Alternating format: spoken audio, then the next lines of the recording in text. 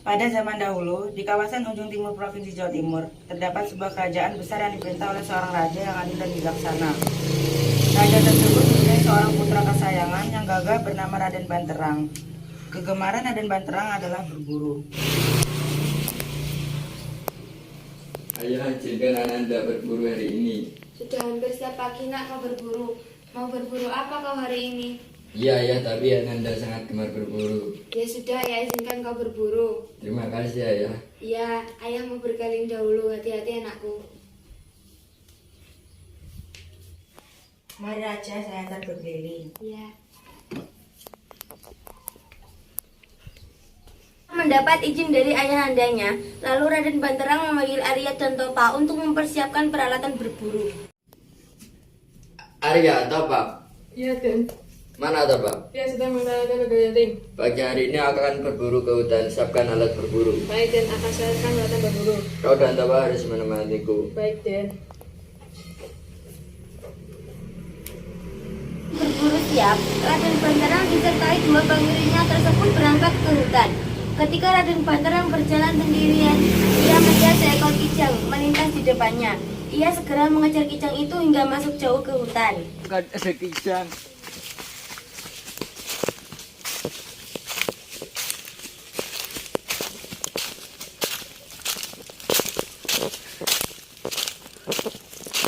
Di mana di Banterang? Bukannya tadi ada depan kita? Tidak ada. Aduh, bagaimana ini? Ayo kita cari kesempatan. Sangat tajam jika dia orang seperti ini sendirian. Baik. Raden Banterang menerobos semak belukar dan pepohonan hutan. Namun binatang buruan itu tidak ditemukan. Akhirnya ia terpisah dengan para pengiringnya. Lalu ia tiba di sebuah sungai yang sangat bening airnya. Kemana saya kijang tadi? Akan kucari sampai dapat. Tapi aku sangat lelah. Wah, kebetulan itu di depan ada sungai.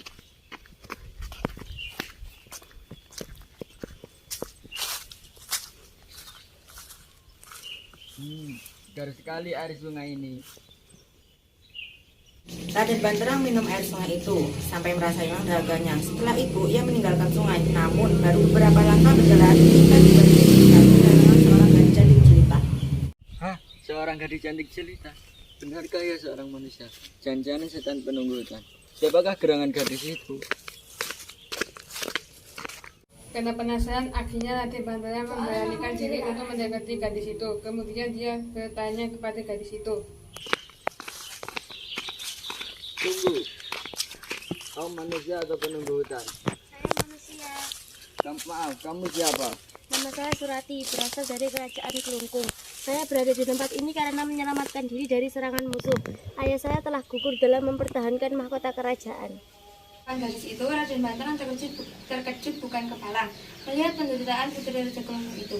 Raden Banterang segera menolong dan mengajaknya pulang ke istana. Sungguh malang nasibmu. Aku tidak tega meninggalkanmu di sini sendirian. Maukah kau ikut pulang denganku? Pulang ke istanaku. Sungguh baik hatimu, aku mau ikut denganmu. Raden Banterang membawa Surati pulang ke istana. Sebelum sampai ke istana, Raden Banterang bertemu dengan Arya dan Topa. Apa? Sepertinya ada suara kakak mendekati ke sini. Di mana? Ya benar, ada seorang kaki. Semoga saja itu ada tempat terang ya. Arya, Topa. Wah, benar itu yang di Banterang, tapi dengan siapa itu? Sepertinya dengan seorang gadis. Siapa ya? Kalian pasti bertanya-tanya kan siapa gadis yang kuajak ini? Iya, Den. Nanti aku ceritakan.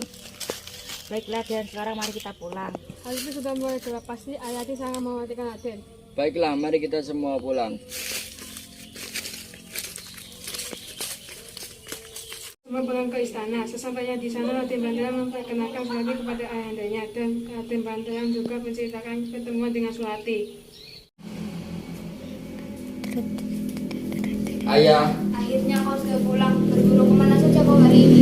iya maaf ayah. Tadi Ananda mengejar seekor kijang hingga masuk jauh ke hutan. Ya sudah, yang penting kau pulang dengan selamat. Siapa gadis yang kau bawa itu? Namanya Surati ayah. Tadi Ananda bertemu di hutan. Ananda merasa kasihan dan tidak tega jika meninggalkan ia sendirian di hutan. Jadi Ananda ajak ke sini. Bolehkan dia tinggal di sini ayah? Ya, dia boleh tinggal di sini. Ayah hendaknya mengizinkan Surati tinggal di istananya. Setelah beberapa lama tinggal di istana, Raden Banterang semakin dekat dengan Surati. Akhirnya tak beberapa lama kemudian mereka menikah dan membangun keluarga bahagia. Pada suatu hari, Surati berjalan-jalan sendirian keluar istana. Lalu ia dipanggil oleh seorang laki-laki yang berpakaian compang-camping. Setelah mengamati wajah lelaki itu, ia baru sadar bahwa yang berada di depannya adalah kakak kandungnya bernama Arupaksa. Surati, Kakak, Surati, kakak datang kemari untuk mengajak membalas dendam karena Raden Banterang telah membunuh kita. tidak kak, tidak mungkin aku membantumu karena aku sudah menikah dengan Raden Banterang. Aku telah berutang budi padanya. Apa?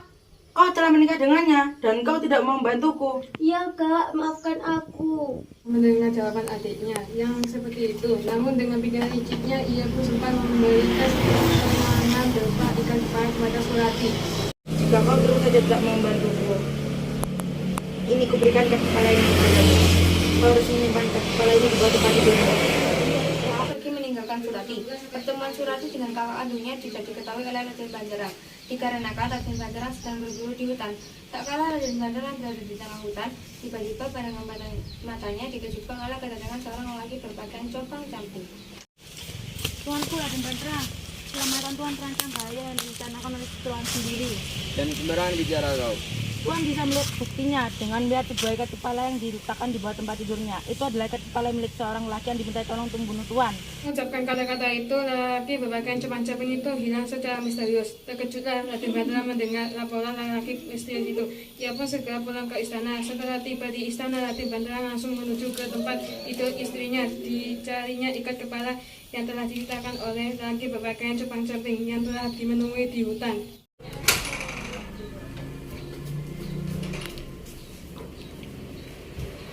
Ada apa kakanda? Apa yang sedang kau cari? Benar kata lelaki itu. Ikat kepala ini sebagai bukti. Kau merencanakan membunuhku dengan meminta tolong kepada pemilik ikat kepala ini. Iya kan? Begitulah balasanmu padaku. Jangan asal tuduh. Adinda sama sekali tidak ingin membunuh kakanda. Apalagi meminta tolong kepada seorang lelaki. Aku tidak percaya. Jelas sudah bukti ini. Ayo ikut aku. Banterang tetap pada pendiriannya bahwa istrinya yang pernah ditolong itu akan membahayakan hidupnya. Sebelum nyawanya terancam, Raden Banterang lebih dahulu ingin mencelakakan istrinya. Raden Banterang berniat menenggelamkan istrinya di sebuah sungai. Setelah tiba di sungai, Raden Banterang menceritakan tentang pertemuan dengan seorang lelaki compang-camping ketika berburu di hutan. Sang istri pun menceritakan tentang pertemuan dengan seorang laki-laki compang-camping seperti yang dijelaskan suaminya.